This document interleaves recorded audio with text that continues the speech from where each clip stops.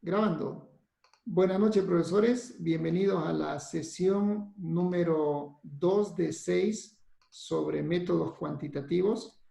El día de hoy está nuestro ya profesor, coordinador de todo este programa, juntamente con el instituto, el profesor doctor Marco Alberto Núñez Ramírez. Él es profesor e investigador del Instituto Tecnológico de Sonora en el Departamento de Ciencias Administrativas. Él continuamente está publicando artículos científicos en diversas revistas internacionales e indexadas. Doctor Marco Núñez, muchísimas gracias por brindarnos de su tiempo y a partir de este momento la clase es de usted. Bueno, muchas gracias, maestro Atila. Les envío un saludo a todos los compañeros que participan en este evento. Bueno, estoy viendo que hay 200 personas, 201, miento, participando y pues la verdad los felicito bastante. Nunca había visto Carlito estaba aquí, una pues. actividad, nunca he visto Voy una a dejar la actividad. vagoneta y... ¿Ah? Voy a cortar los micrófonos un No minutito. sé, pues ya vengo, me dijo. Perfecto. Estoy cortando los micrófonos en este momento. En este momento le habilito doctor Marco. Listo. Doctor Marco ya está habilitado. Ok, gracias. No me deja poner ¿Sí? mi... Compartir pantalla, ¿no? Ajá. Correcto, ya está. Bien. Que, como les comentaba, felicito a todos los participantes de este evento, desde el maestro Atila hasta todos los compañeros. Es un evento que nunca he visto en ningún otro lugar, y entonces la verdad vale la pena pues enviarles una felicitación. No, nunca había visto nada similar en ningún lugar. Entonces siéntanse orgullosos por este esfuerzo que están haciendo, por dedicarle a ese espíritu de aprendizaje que es muy importante en todos los docentes, ¿no? Bueno, pues me toca compartirles sobre la construcción y validación de instrumentos de medición. Aquí preparé algo sencillo y breve. Vamos a hablar desde la parte teórica, pero también vamos a hacer un pequeño ejercicio en SPSS, que por lo que me comentaron en la sesión del día de ayer, pues les gustó bastante, ¿no? Bueno, comenzamos con los conceptos de validez y confiabilidad. Bueno, comienzo comentándoles que para esta exposición, para la elaboración de esta presentación, me basé en un libro llamado Análisis de datos multivariantes y su interpretación en SPSS de Roberto Hu. Me parece que es del 2006. Aquí dedica un capítulo solamente, exclusivamente para la validación de instrumentos de medición. Según este autor, la validez es concebida como que el cuestionario mida lo que debe de medir. Ahorita hablaban, por ejemplo, ahorita está de la cuestión de esta situación de la crisis médica, ¿no? Con la pandemia. Entonces, pues es importante que los instrumentos que se emplean para medir o para detectar la enfermedad, pues sean válidos y confiables. Bueno, en esto solamente hablamos de parte de esa sociedad por medio de la aplicación de una encuesta, de un instrumento de medición cuantitativo. Estos conceptos no son exclusivos de la parte cuantitativa, también se puede aplicar a la parte cualitativa. Pensemos en un reclutador de recursos humanos. Se supone que tiene una vacante, envían los currículums, elige 10. Entonces se supone que la entrevista que va a realizar a esos 10 candidatos debe de ser válida y confiable. ¿Por qué? Porque debe de medir lo mismo en los 10 candidatos. Ok, entonces, retomando, validez es que el instrumento mida lo que debe de medir, mientras que confiabilidad significa la consistencia interna de los indicadores, es decir, que si se aplica el instrumento con otra población, con otra muestra, se van a obtener resultados similares. Los tipos de confiabilidad son Bueno, hay diferentes tipos. En este caso les voy a comentar nada más 4. Existe la validez de contenido. Cuando se elabora un instrumento de medición, esto es lo primero que se tiene que hacer. Se basa en la parte teórica. Ahorita vamos a ver lo que es la operacionalización de la variable. Y ya que se construye el cuestionario, se le solicita a algunas personas consideradas expertas en la materia que den su punto de vista sobre los indicadores. Quiero citar, por ejemplo, una encuesta que ustedes me hicieron el favor de contestar semanas atrás. No sé si esté aquí presente, una maestra me hizo algunos comentarios desde la parte teórica. Por ejemplo, en ese caso, son comentarios que van a mejorar y a reforzar la validez de contenido.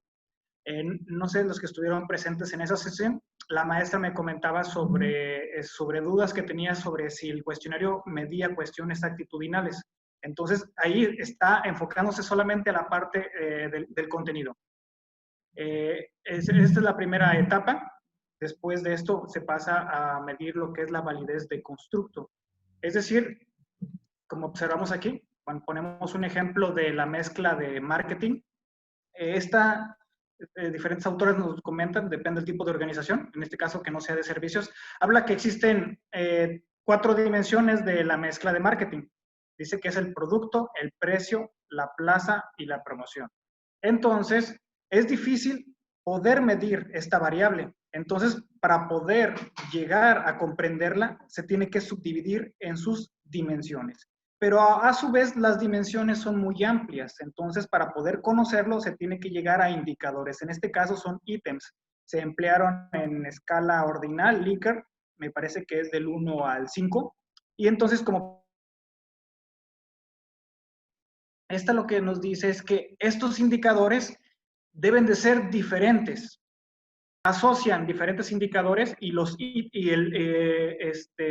valores son muy cercanos a 1, 0.8, 0.9. Se puede hablar de que hay cierta similitud de los ítems. Entonces, allí podríamos hablar de que puede haber un problema de validez discriminante.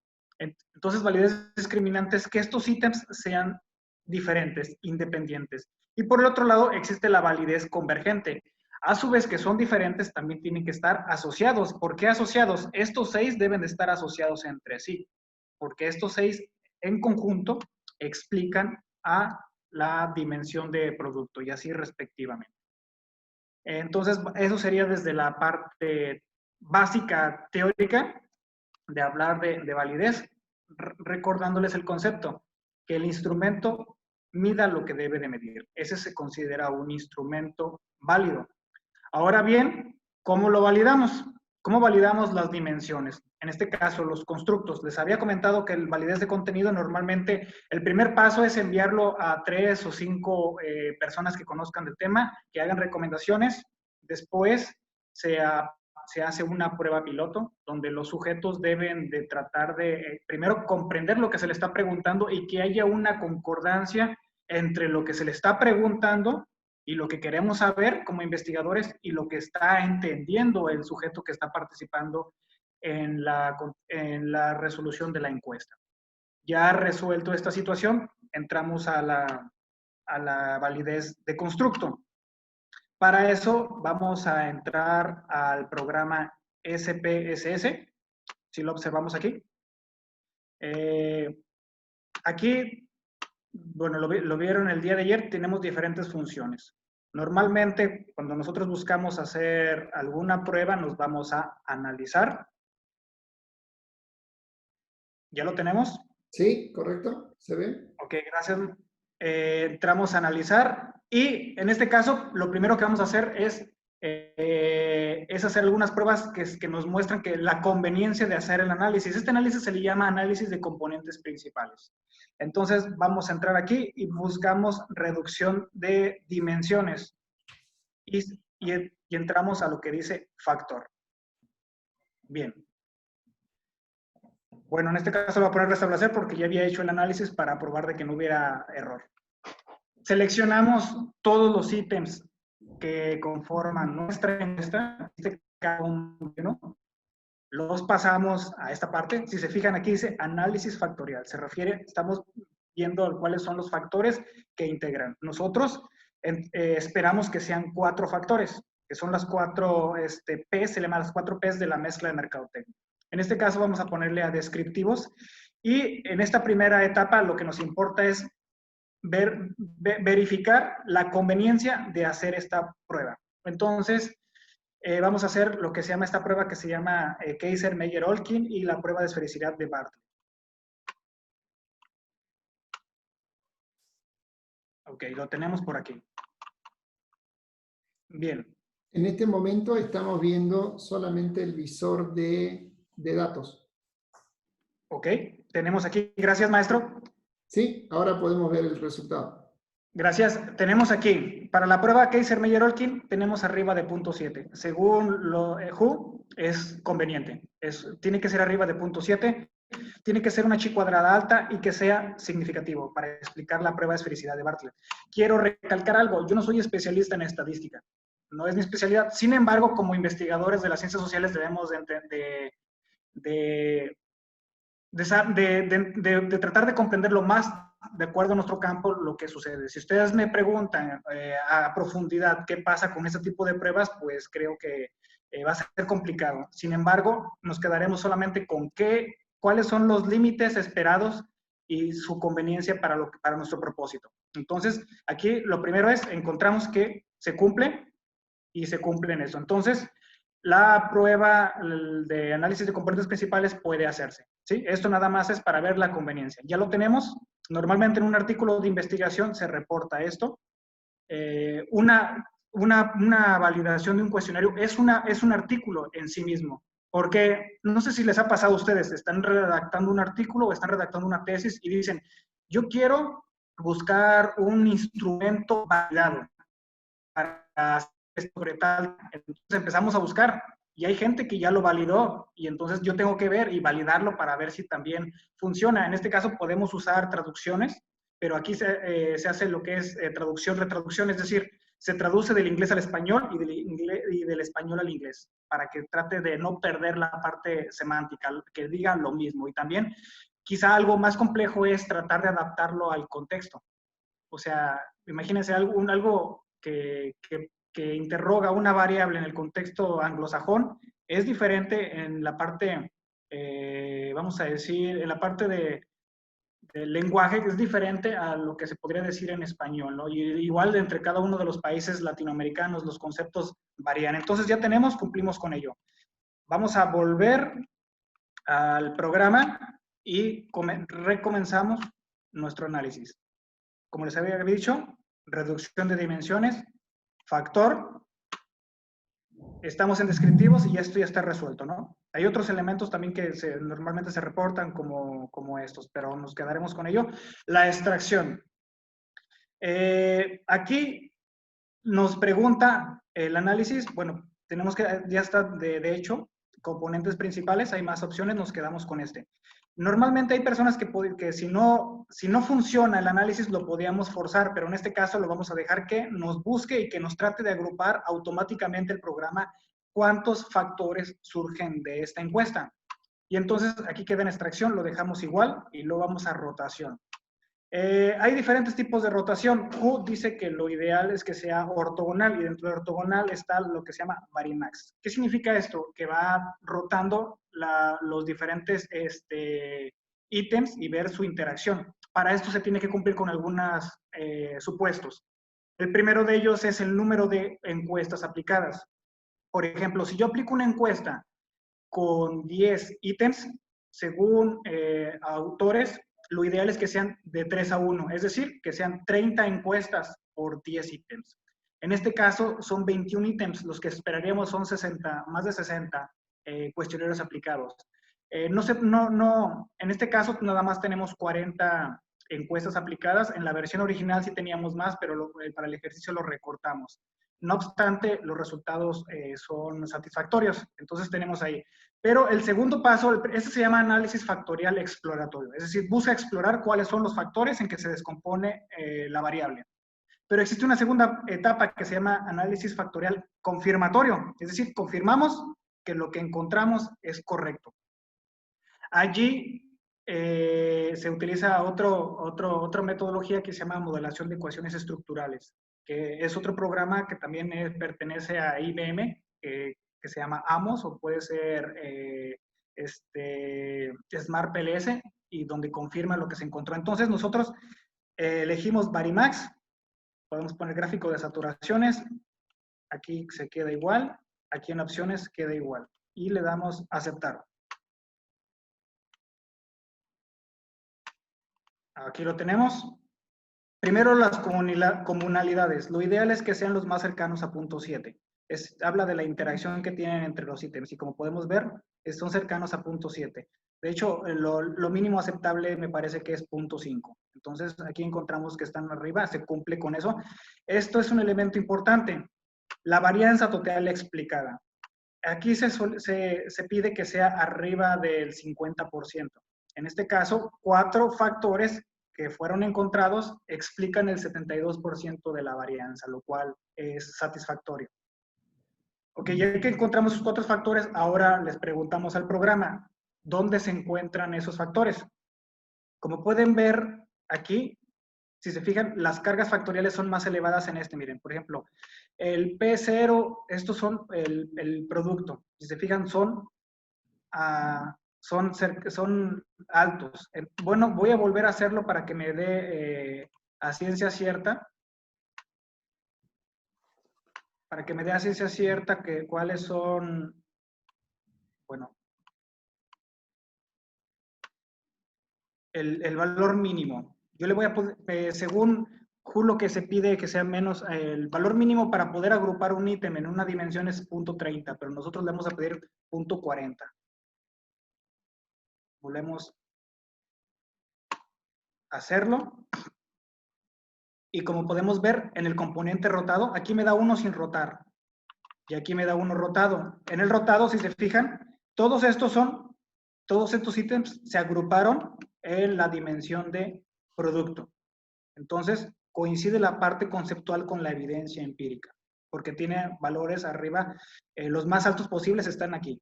Si se fijan aquí, estos son el P1, son el precio, son 3 ítems, como dice en la presentación. Y si se fijan, se agruparon aquí.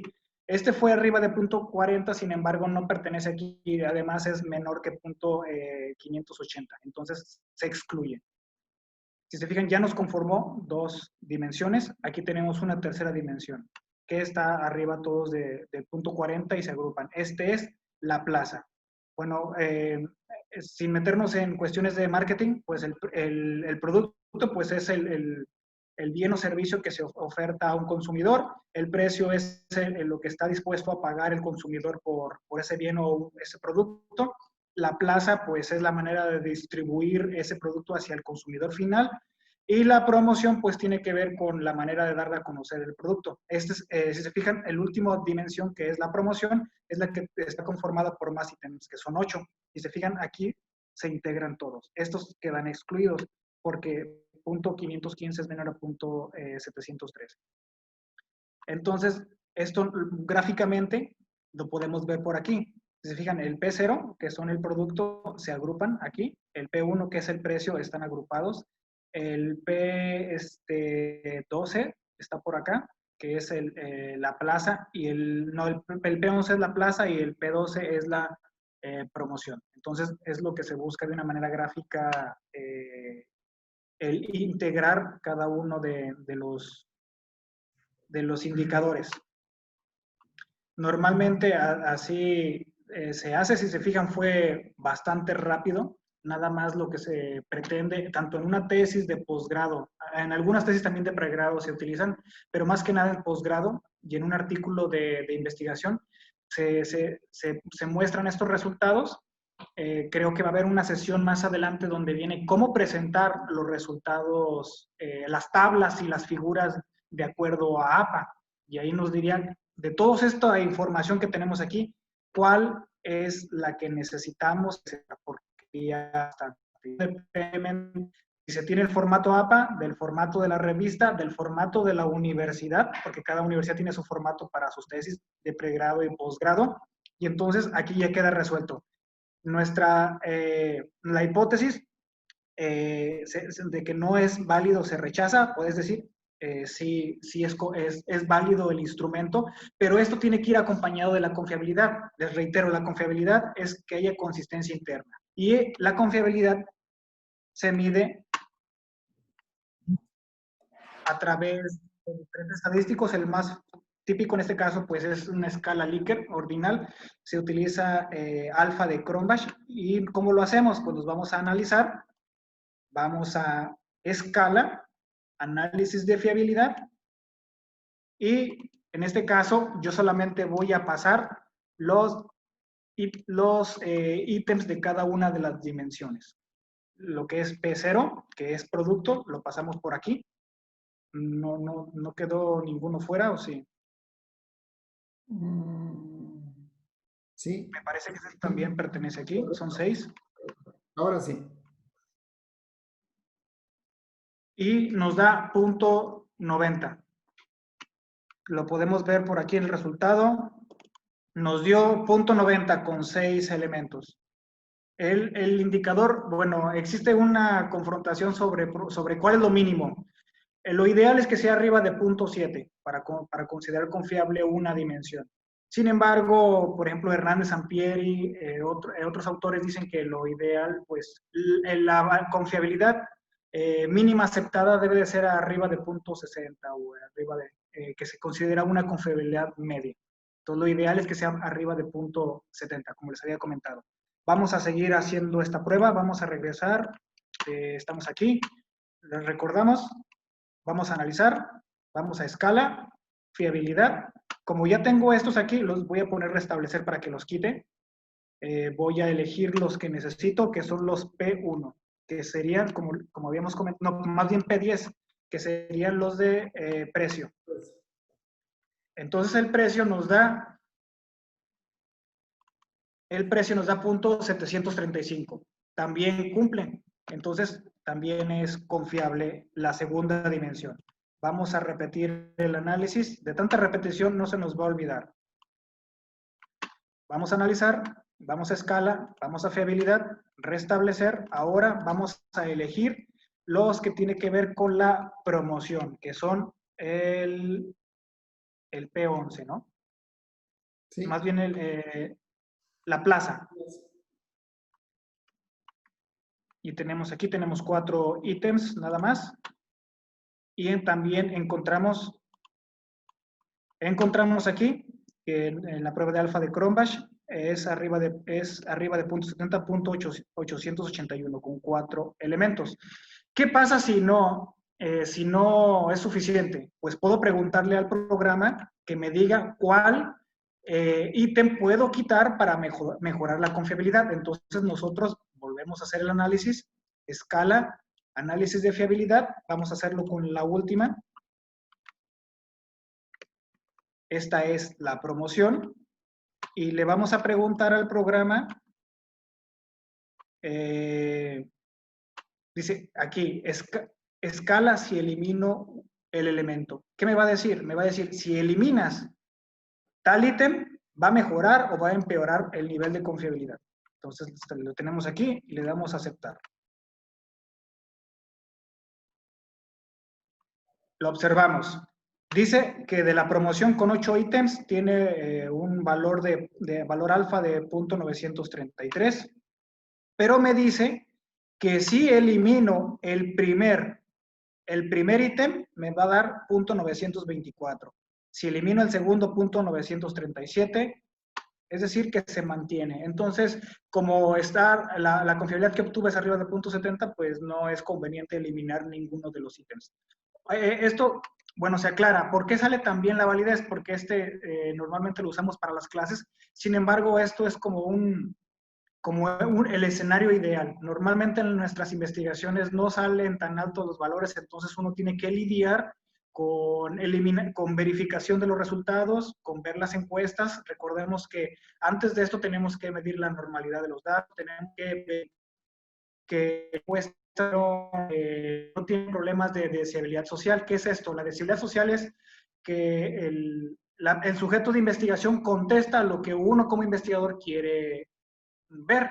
Entonces, lo que hacen ellos normalmente, Si es de escala del 1 al 5, ellos le ponen 5, 5, 5, 5. Como hay repetición de respuestas, pues ahí esa encuesta tiene que ser desechada, porque esto afectará a la confiabilidad porque nos saldrá muy alto, nos saldría muy alta la confiabilidad porque los ítems serían algo,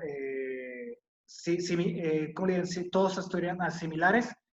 Entonces, cumpliendo con todas esas premisas, se espera que en una investigación normal estemos los resultados de un poquito por encima del punto 70.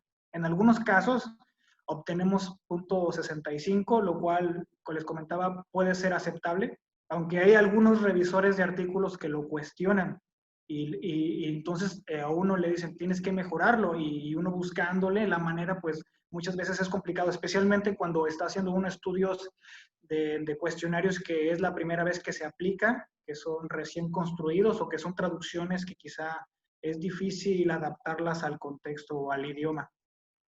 Entonces aquí ya tenemos la explicación de una manera sencilla, de una manera breve de lo que es la validación en un primer momento a través de lo que es análisis de componentes principales y de la confiabilidad a través de alfa de Cronbach. Y se acabó el tiempo, fue súper breve, ¿no? Adelante, si tienen alguna duda, comentario. Excelente. Voy a habilitar el micrófono al profesor Contreras. Profesor Contreras, buenas noches.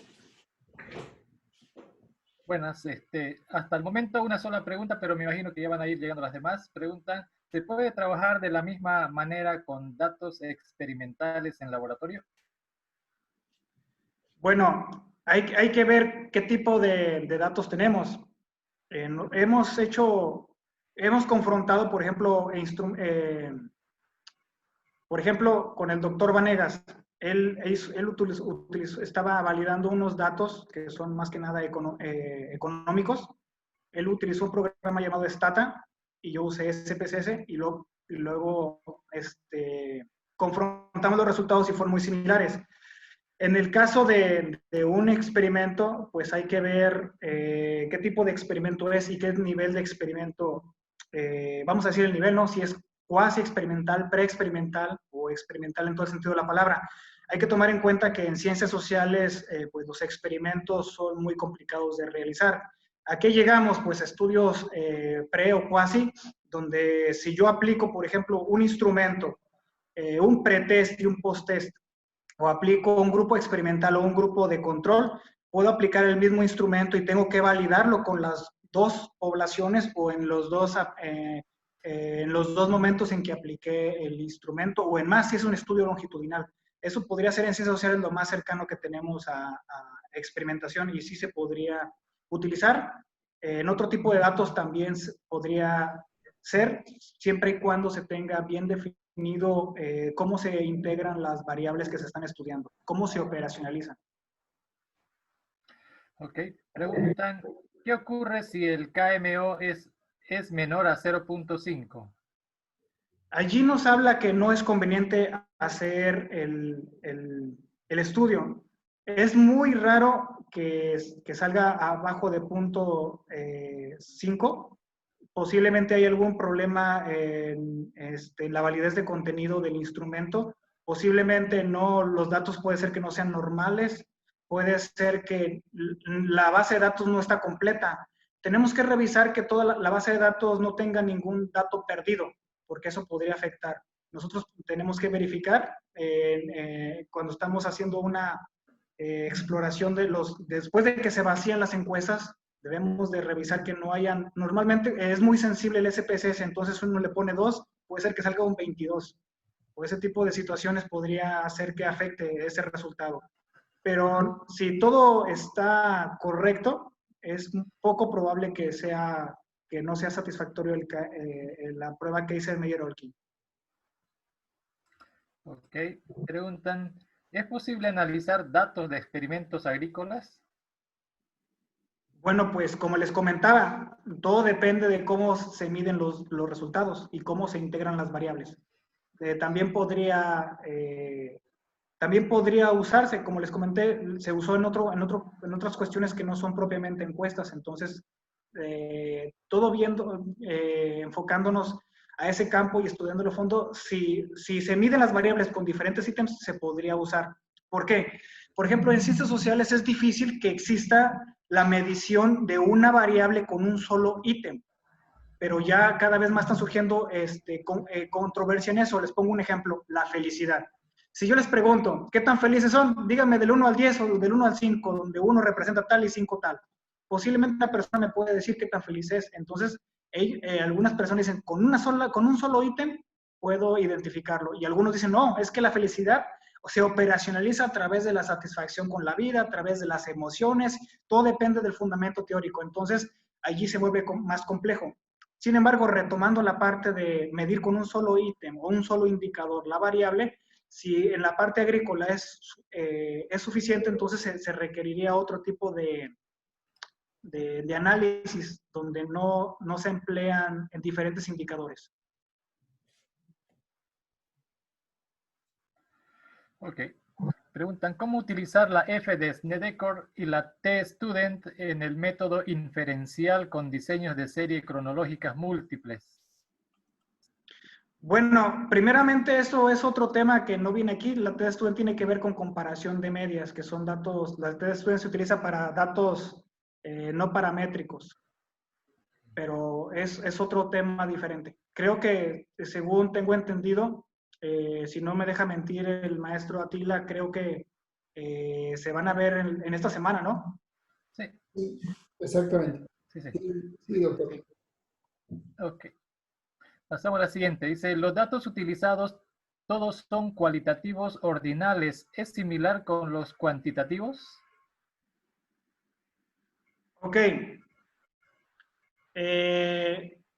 Por ejemplo, normalmente esto del tipo de la variable que se emplea, obviamente que todo depende de cómo se va a medir la variable, ¿no? En este caso es cuantitativo porque utilizamos una escala Likert, pero también podría usarse para datos que son cualitativos que pueden ser vaciados en SPSS. Sin embargo, ya hay metodologías avanzadas en la investigación cualitativa donde también se valida sus instrumentos. Por ejemplo, pensemos en una entrevista. Existe software como Atlas-T, como Ethnograph, como NVivo, que son suficientes para medir la validez y confiabilidad de los instrumentos propios de ese campo, que puede ser etnografías, entrevistas, observación participante, no lo sé. Pero también se basa, se nos lleva a la cuantificación. Por ejemplo, Atlas-T nos puede cuantificar cuántas veces una persona o varias personas en varias entrevistas dijeron tal palabra. Y entonces, al cuantificarlo, yo genero frecuencias.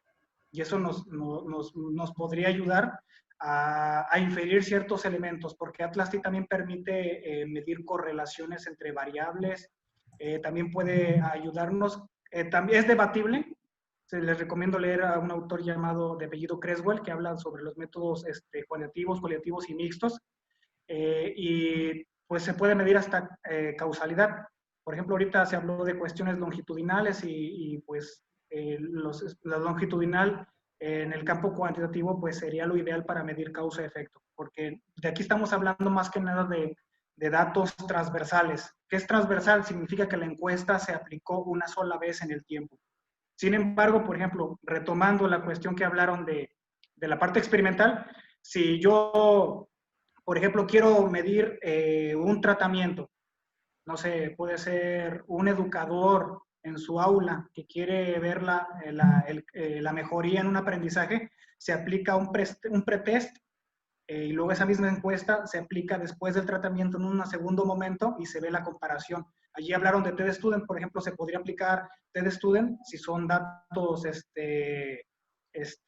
allí en ese caso sería comparar un antes y un después. Podría compararse y ver, pero se tendría que medir también la confiabilidad y la validez de ambas versiones del instrumento. Ok. Preguntan, ¿desde qué valor se consideran los autovalores para que el componente sea significativo? Bueno, esa persona que lo puso quisiera que fuera un poco más explícito. Por favor. Ya, luego lo pasamos. Sí, sí. En ciencias sociales, ¿cuánto es el nivel aceptable de fiabilidad? Pues, habíamos hablado de que es el punto 70. Creo que lo están confundiendo con la R cuadrada, ¿no? Por ejemplo, el R cuadrada, ese estadístico se emplea para medir lo que es la influencia de una variable dependiente sobre una independiente. Se utiliza de una independiente sobre una dependiente. Se utiliza en regresión, diferentes tipos de regresión lineal. Y la R cuadrada es la explicación de los modelos. En ciencias básicas, pues el R cuadrada normalmente se aceptan, creo es arriba de punto 70, punto 80, pero en ciencias sociales un punto 20, un punto 30, punto 40 es bastante aceptable. Quizá va por ahí, ¿no? Pero como les había comentado, la fiabilidad alfa de Cronbach, lo aceptado es arriba de punto 70. Hay críticos sobre este estadístico y por ejemplo, si es muy cercano a uno, pueden criticar el instrumento y decir que puede haber repetición de indicadores. Es decir, que se está preguntando la misma cosa con diferentes ítems. Entonces, lo ideal es que sea entre punto 7 y punto 80, porque si es abajo, es criticable. Si es muy por arriba, también es criticable. Perfecto.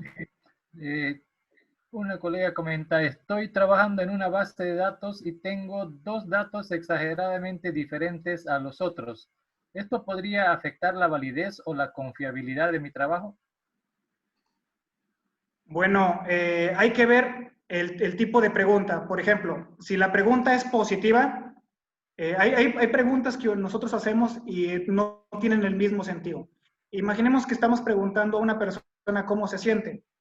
Y entonces, si le preguntamos, ¿se siente usted feliz? ¿Se siente usted a gusto? ¿Se siente usted comprendida? Si se fijan, son puras preguntas positivas. Pero si yo le invierto y le pregunto, ¿usted últimamente no se ha sentido feliz? Obviamente, si invierte escala. Entonces puede ser que esté totalmente invertido, se esté invertido en mis resultados y ahí lo que yo tengo que hacer es en SPSS invierto mis datos para que todos estén medidos de igual manera. No sé cuál es el caso que pueda ser aplicado en esa situación, pero si los resultados de esos ítems que tiene por ahí están sesgados y son diferentes a los demás, se tiene que aplicar aquí, como lo vimos en la de confiabilidad, preguntarle a SPSS si eliminamos esos ítems, si mejora o empeora el nivel de confiabilidad. Dando por hecho de que esos podrían afectar, tendríamos que revisarlo. Okay. Preguntan, ¿los valores estadísticos resultantes son independientes en su validez sin importar el tipo de investigación? ¿Me lo podría repetir, por favor? Los valores estadísticos resultantes son independientes en su validez sin importar el tipo de investigación. Bueno, la validez corresponde al tipo de investigación que se esté haciendo. O sea, el diseño de investigación normalmente se integra del tipo del diseño, de la parte de los sujetos que se entrevistó o que se está estudiando, los bases de datos, y el procedimiento empleado. Entonces, por ejemplo, si existen deficiencias en la validez, eso afectará todo el diseño metodológico y se tiene que revisar. Como les había comentado, cuando se hace, por ejemplo, no sé, si yo quiero hacer un estudio donde nada más voy a asociar dos variables, quizá los revisores del artículo no van a ser tan estrictos en la medición de la validez, a diferencia de un artículo donde exclusivamente se mida la validez del instrumento. O sea, en el primer caso, se da por hecho de que no hay problemas de la validez. Sin embargo, en el segundo caso, donde la publicación se enfoca solamente en la validez, allí se tiene que cumplir parámetros bastante estrictos, porque lo que se busca ahí es validar el cuestionario para que otros investigadores lo repliquen. Entonces, claro que la validez está muy asociado en el tipo de investigación que se va a realizar. Ok. No sé si será redundante, pero bueno. ¿A qué nivel de confiabilidad es bueno trabajar los datos? como les había comentado, arriba de 0.70, pero quizá arriba de 0.60 del alfa de Cronbach sería lo ideal. Sobre lo mismo, si el nivel de confiabilidad está por debajo del valor 0.7, ¿puedo concluir que mi hipótesis es falsa? Bueno, hay que ver cuál es la hipótesis. Porque, bueno, si se hace una investigación donde yo nada más quiero medir la confiabilidad, pues en ese caso, pues no se logra soportar empíricamente el estudio. Hablar de falsedad, creo que ese concepto no se... Bueno, podríamos hablar de epistemológicamente, desde el falsacionismo de Popper, sobre poner en duda todo, pero el concepto de falsedad no se usa mucho en la parte metodológica. Más que nada se puede decir que no es soportado empíricamente, que mi hipótesis no es soportada empíricamente. Pero como todo, o sea, la ciencia es perfectible. Los errores son algo común en todas las investigaciones. De hecho, al final de cada investigación siempre debe de uno describir cuáles son las limitaciones. Otro elemento que no mencionamos es el muestreo. Cuando validamos un instrumento con un muestreo no probabilístico, allí la crítica es que los resultados no pueden ser generalizables. Entonces, lo ideal es que se utilice algo probabilístico y evitar, no tanto que digamos que nuestros resultados son falsos, sino lo más apegados, lo más estrictos metodológicamente hablando. Excelente. Preguntan, ¿a qué se refiere la covarianza promedio negativa de elementos? La covarianza se usa, pero para el análisis factorial confirmatorio. El análisis de la que es la modelación de ecuaciones estructurales mide la relación, mide las covarianzas entre cada uno de los ítems respecto a sus variables y entre las variables o dimensiones entre sí. Si es negativo, hay que ver hacia dónde, si tiene algún tipo de problemas de normalidad los datos, o qué tipo de escala, si la escala está invertida. Normalmente, covarianza tiene, en este caso, en este tipo de análisis es positivo. Ok. ¿Cada factor puede ser considerado un modelo explicativo a partir de su viabilidad respecto a los demás factores? Ok. En este caso, los factores están conectados entre sí, ¿no? Ya hablamos de validez convergente, porque esos 4 factores que hablamos de las 4P integran a la mezcla del marketing. Sin embargo, también puedo yo validar una dimensión, una variable unidimensional, es decir, que solamente se conforma no tiene dimensiones, nada más se conforma de sí misma, y existen bastantes variables de ese tipo. En ese caso es independiente totalmente y ahí se aplica otro tipo de análisis. Se utiliza lo que es, en inglés se le pone AVE, es análisis promedio, algo así como varianza promedio explicada. Allí se hace algo similar, se sacan las comunalidades, se saca la raíz cuadrada de las comunalidades y se suman, y me parece que se divide entre el número de ítems y tiene que salir, me parece que es arriba de 0.5. Entonces ahí se habla de independencia. Sin embargo, en el análisis que hablamos ahorita, obviamente que sí son independientes los factores o las dimensiones, pero sin embargo conforman a una variable más grande. Entonces debe de ser independientes, pero al mismo tiempo deben estar relacionadas. Perfecto. Otra pregunta, dicen, en un trabajo de investigación, ¿es más importante la validez o la confiabilidad y por qué? Ambas son muy importantes, ambas, porque si el trabajo carece de alguna de estas, los resultados son cuestionables. Es decir, puede ser que yo pude soportar empíricamente a través de una regresión, una correlación, no sé, pude encontrar algo, pero si la parte de, vamos a decir, las características elementales, como la confiabilidad y validez del instrumento que fue empleado para poder probar la hipótesis, no son no son, valga la redundancia, no son válidas y confiables, pues todo lo que obtenga después es cuestionable. Se debe de poner atención en eso. Aquí pusimos poquitos ítems. Normalmente nos gusta poner o aplicar cuestionarios amplios. Si nosotros tenemos un cuestionario con muchos ítems, podemos aplicar este análisis y eliminar ítems que no se integran. Y entonces allí podemos tener más certeza que estamos reportando en un artículo o una tesis un instrumento que cumple con estos tipos de criterios. Ok. Preguntan, ¿cuándo un muestreo no probabilístico es válido? Bueno, creo que ahí no estamos hablando de validez del instrumento, sino estamos hablando de la validez del tipo de muestreo. Es muy controversial la discusión sobre los muestreos no probabilísticos. Sin embargo, en ciencias sociales es sumamente complejo, ¿no? Y en la parte, en nuestro campo que es en organizaciones, pues más, porque pensemos en la dificultad, por ejemplo, de aplicar un muestreo aleatorio para seleccionar empresas, cuando pues es difícil entrar a una empresa y aplicar una encuesta. Entonces, básicamente, como les había comentado, los resultados de un muestreo no probabilístico pueden ser cuestionables porque no pueden ser generalizables. Es decir, lo que yo encuentre aquí en Obregón puede ser que los resultados en un muestreo no probabilístico puede ser que no expliquen la realidad de Santa Cruz.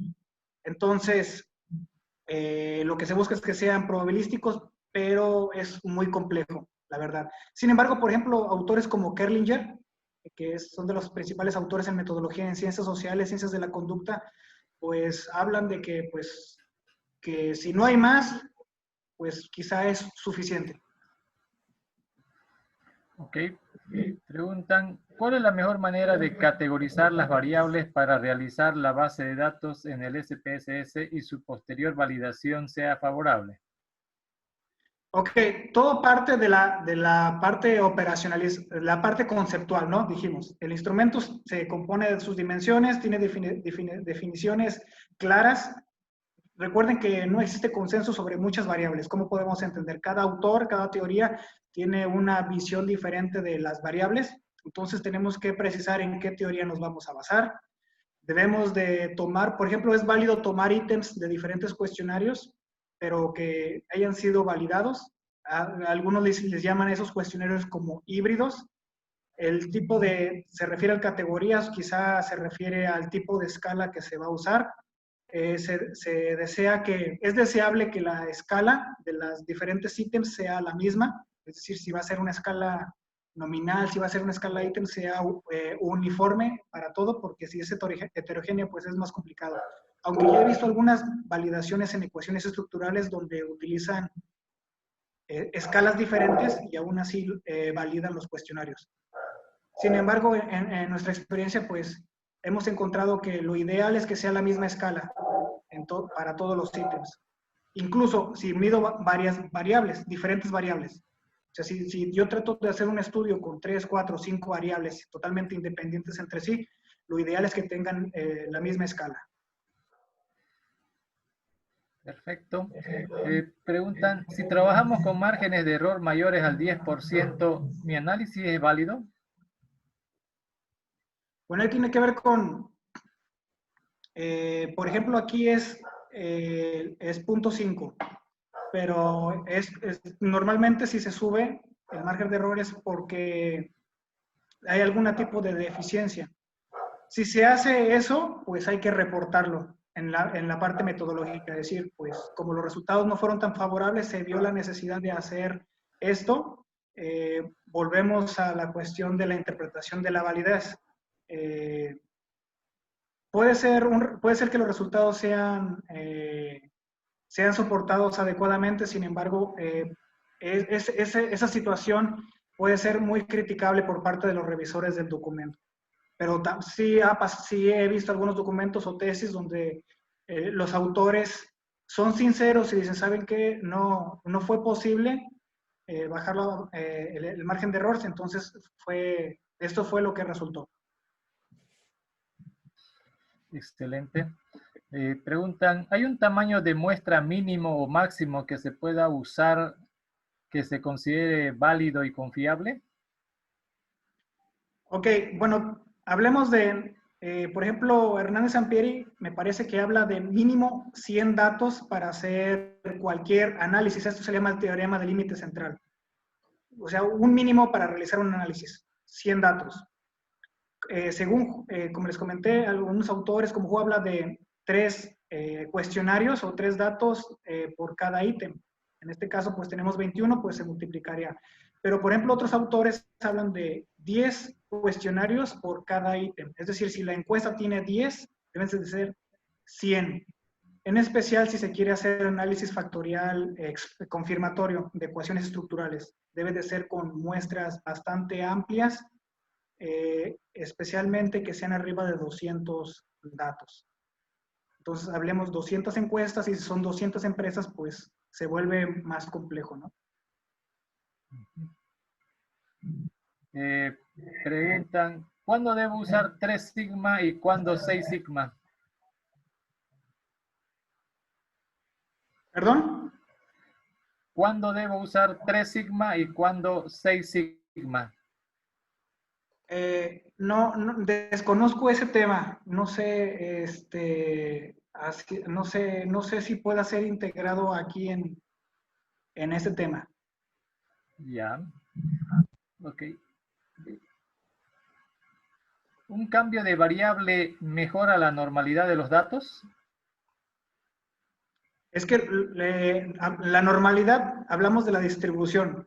Esa normalidad corresponde a cada uno de los datos. Entonces ahí si se agrega otra variable, esa normalidad corresponde nada más a la variable y a sus datos. No, el hecho de que se agregue otra variable no va a tener ningún tipo de influencia. Quizás se refiere a la confiabilidad, ¿no? La confiabilidad también corresponde nada más a cada una de las dimensiones con sus respectivos ítems. Entonces, si yo agrego otra variable, es posible que no afecte la confiabilidad. Pero, por ejemplo, si yo tengo un cuestionario con 4 dimensiones y el análisis factorial me dice que una de esas dimensiones no se integra, si yo la elimino, pues sí podría afectar de manera positiva o de manera negativa al análisis. Eso nos lo va a decir el programa. Como pudimos ver ahorita, las dimensiones se agruparon, pero en muchos casos no se agrupan. Entonces, allí el investigador debe decidir si elimina ítems o si elimina variables. Pero esto también tiene que ser conforme a la teoría. Excelente. Preguntan, si es menos de 100 la población, ¿se debe hacer siempre un censo para encuestar? ¿La población? Sí. ¿Total? Total. Bueno, pues si hacemos el análisis, el muestreo, pues nos va a decir, yo creo que encuestemos a 99, ¿no? Quizá ahí lo conveniente sería encuestar a las 100, sin embargo, hay que ver qué tipo de sujetos son, si son personas, si son empresas, si son, no sé, todo depende de qué tipo de datos sean. Lo ideal es que el margen de error sea lo más pequeño posible, pero creo que ese también sería un tema interesante, no sé si lo tiene agendado el maestro Atila, los tipos de muestreo. Sí, estamos anotando. Okay. Finalmente, ¿en qué tamaño de población se aconseja hacer censo y no muestreo, que es más o menos parecido a lo anterior? Pues todo depende de las posibilidades del proyecto de investigación y del mismo objetivo, ¿no? Como en el ejemplo anterior, pues se comentó que era una población pequeña. Entonces, en ese caso, lo ideal es tratar de conocer todo lo que sucede en esa población, pero todo depende de los recursos con los que se dispone, depende de las posibilidades de poder, de obtener los datos. Todo es en función de ello. Nosotros cuando hacemos el planteamiento de un problema, cuando hacemos un diseño, pues parece todo alcanzable. Sin embargo, cuando vamos al campo, pues suceden otras cosas. No sé si a alguno de ustedes ha pasado que tienen planificado encuestar a una población muy amplia y nos encontramos con la negativa de los sujetos y al último obtenemos una muestra por conveniencia.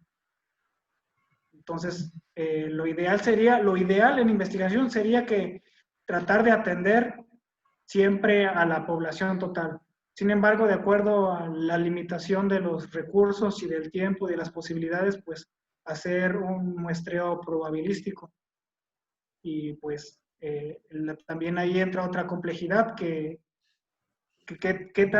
tan costoso o qué tan factible es hacerlo probabilístico.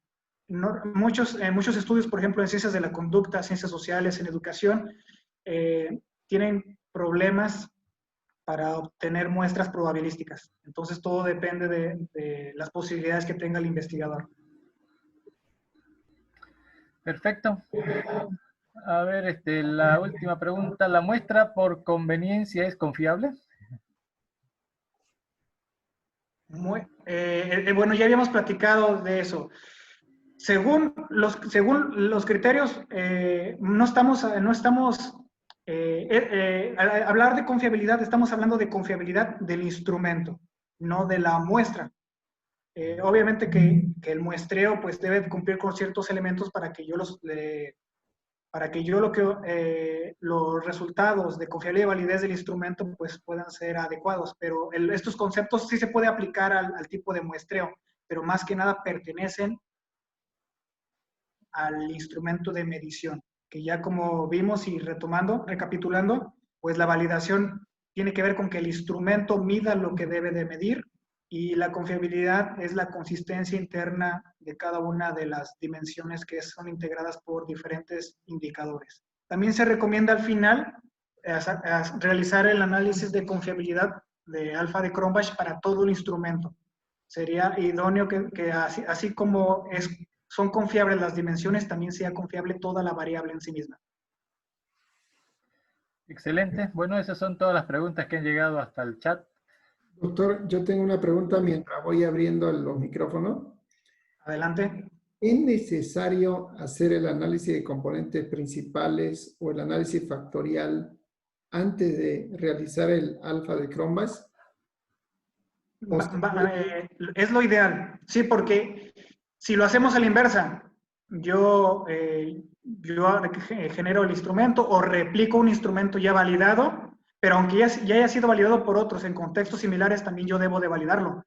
Entonces, si yo doy por hecho de que ya es válido y aplico el alfa de Cronbach, posiblemente si primero obtengo la confiabilidad y obtengo que son resultados satisfactorios, y después hago la validación y me doy cuenta que los ítems no se componen de esa manera, tengo que hacer doble trabajo.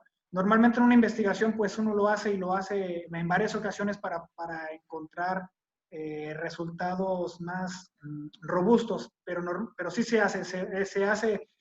va y viene integrando una y otra, van de la mano. Si en dado caso, que no sea posible validarlo o aplicar este análisis por diferentes circunstancias, por ejemplo, que mi muestra sea pequeña, cuando menos se solicita que se verifique la confiabilidad del instrumento. Normalmente nosotros podemos encontrar muchos artículos en Internet o en bases de datos donde los investigadores solamente reportan la confiabilidad, más no la validez. Así es, perfecto. Gracias, doctor. Estoy abriendo los micrófonos en este momento.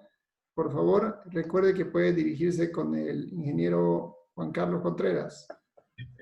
Listo, están los micrófonos abiertos. Buenas noches, profesores. El profesor Juan Carlos Contreras está disponible. Wow, ¿no hay preguntas? La palabra, por favor. Profesor Limón, adelante. Muy bonita la disertación, la verdad. Yo el único problema que estoy viendo es de que los ejemplos, de acuerdo al tipo de profesional que está presente, hace que el tema no sea muy ilustrativo para todos. por ejemplo, agrónomos, veterinarios, zootecnistas.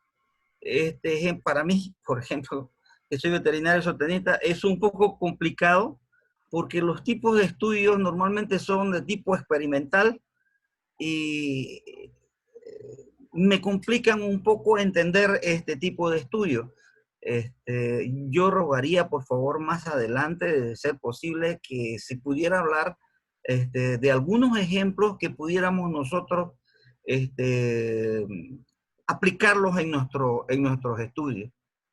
Perfecto. Voy a responder esa pregunta. Diseños experimentales está también planificado. Solamente una Perfecto. sesión para diseño experimental.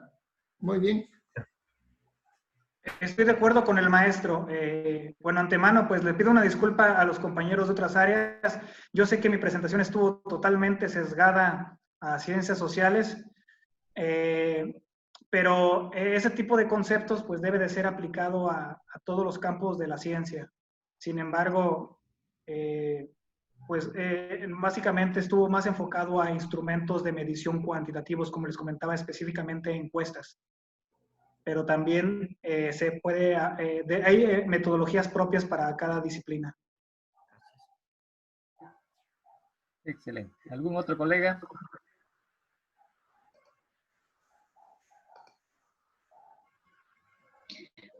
Buenas noches, doctor. Por favor, ¿sería posible que nos facilitara alguna bibliografía, sobre todo para aquellos análisis experimentales, tal vez para ir adelantando un poco? Lo que pasa es que teniendo ya esos datos cuantitativos, sobre todo, a veces es un poco difícil para nosotros de pronto sacar un reporte, póngase para publicar en una revista. Entonces sería, no sé qué bibliografía nos puede recomendar, por favor. Bueno, pues la parte experimental no es mi campo. Nosotros en ciencias sociales nos enfocamos más a la parte de investigación de diseños no experimentales. Sin embargo, voy a darme la tarea de consultar con compañeros de otros campos y se lo voy a hacer llegar al maestro Atila para que se los comparta. Entonces, muchísimas gracias. Queda ahí el compromiso. Gracias, doctor. Muy amable. ¿Algún otro colega? La palabra. Adelante, profesor. Sí, comentarle algo sobre este método de componentes principales. En el tema, por ejemplo, de agronomía, donde se analiza la fertilidad del suelo, existe por lo menos, por ejemplo, una base de datos de, vamos a suponer, 15 variables. Se puede realizar este análisis de componentes principales para poder reducir la dimensión de la variable, justamente lo que hablaba el doctor. Pero mi pregunta va, ¿qué se hace con aquellos factores que están por debajo de la curva de sedimentación menor a 1? O sea, ¿se agrupa en otro factor?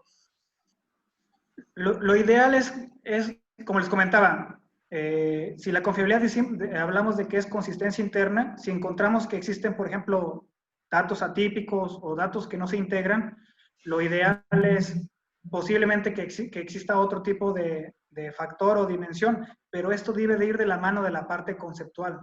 O sea, no podemos reportar, decir, encontramos esto y lo sacamos. También hay que decir, posiblemente conceptualmente pertenecen a este grupo. Y lo ideal es tener una muestra amplia que soporte esa decisión. Gracias. Gracias. Okay. ¿Algún otro colega?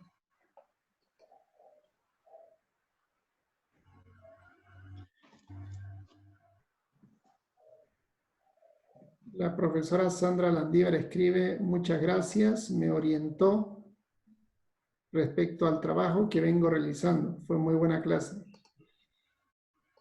Muy bien, creo que no hay más preguntas. Estamos 21:08 en Bolivia, en Sonora, México, estamos 18:08.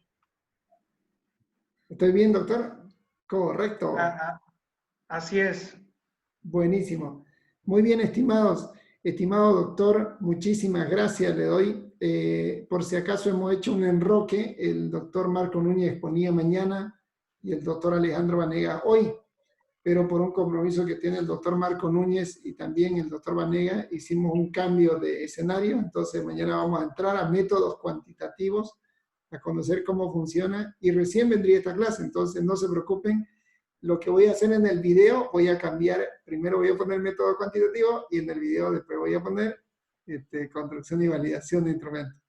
Querido doctor, muchísimas gracias, gracias por estar con nosotros, y tenemos pendiente la presentación para presentación de tablas y resultados para los artículos científicos, ¿cierto? Algo hay de eso. Excelente. Gracias, querido doctor. Estimado, buenas noches. Muchísimas gracias a todos por estar con nosotros.